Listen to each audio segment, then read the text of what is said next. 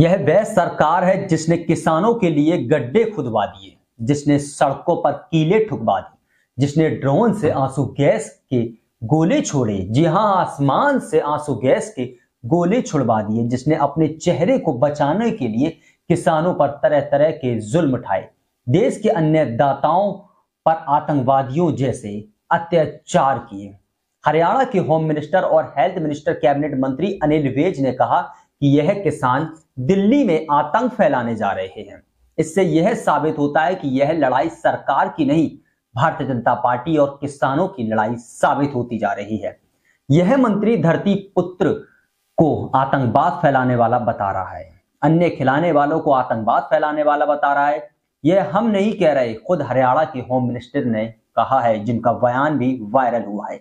अनिल विज ने कहा कि किसान दिल्ली को दहलाना चाहते हैं। अनिल विज ने कहा कि किसान दिल्ली में कुछ बड़ा कांड करने वाले हैं, इसलिए हम उन्हें इसकी इजाजत नहीं दे सकते। हरियाणा के रास्ते हम उन्हें दिल्ली नहीं जाने देंगे। जबकि हाई कोर्ट ने भी कहा है कि रास्ता किसानों का भी है और किसान को रास्ते पर चलने से रोका नहीं जा सकता। कभी हिटलर के किस्सों की बात हमारे कानों में गूंजा करती थी, अब यही नेताओं की बातें हमारे बच्चों तक किस्सों के द्वारा सुनाई जाएंगी। ये भारत के किसान हैं, कोई क्रिमिनल नहीं। सम्मान और पुरस्कार देकर सत्ता खरीदने के इस दौर में यह आवाज उनकी तरफ से आई है जिनके पिता MS स्वामीनाथन को भारत रत्न दिया गया है। चौधरी चरण सिंह को भी भारत रत्न दिया गया है, लेकिन उनके पोते जयंत चौधरी अपने दादा की विरासत को समझ नहीं सके। MS स्वामीनाथन की बेटी मथुरा स्वामीनाथन ने अपने पिता के काम और सम्मान का फर्ज अदा कर दिया है। Mathura Swaminathan MS Swaminathan research foundation की अध्यक्ष व अर्थशास्त्र की एक्सपर्ट व कृषि पर काम करने वाली एक महिला है, जो कि कई सालों से रिसर्च कर रही हैं। मथुरा स्वामीनाथन ने उसी सभा में यह बात कह दी जो भारत रत्न के जश्न के लिए बुलाई गई थी। मथुरा स्वामीनाथन ने यह कह दिया कि भारत के किसान कोई क्रिमिनल नहीं हैं। उन्होंने कहा कि अखबारों में उन्होंने जो खबर पढ़ी है, किसानों के लिए जेलें बनाई जा रही हैं, बैरिकेडिंग लगाई जा रही है, उन्हें रोकने के लिए सारा कुछ किया जा रहा है, जमीन में कीले ठोकी जा रही हैं। उन्होंने कहा कि किसान कोई अपराधी नहीं है। मैं भारत के विज्ञानों से कहना चाहती हूं कि आप लोग किसानों से बात करें।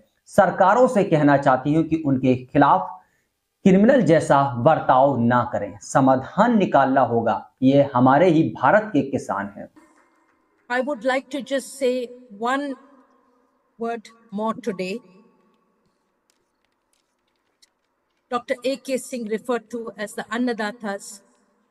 The farmers of Punjab today are marching to Delhi. I believe, according to the newspaper reports, there are jails being prepared for them in Haryana. There are barricades. There are all kinds of things being done to prevent them. These are farmers. They are not criminals. I request all of you, the leading scientists of India, have to talk to our Annadatas. We cannot treat them as criminals. We have to find solutions. Please, this is my request. I think if we have to continue and honor MS Swaminathan, we have to take the farmers with us in whatever strategy that we are planning for the future. Thank you.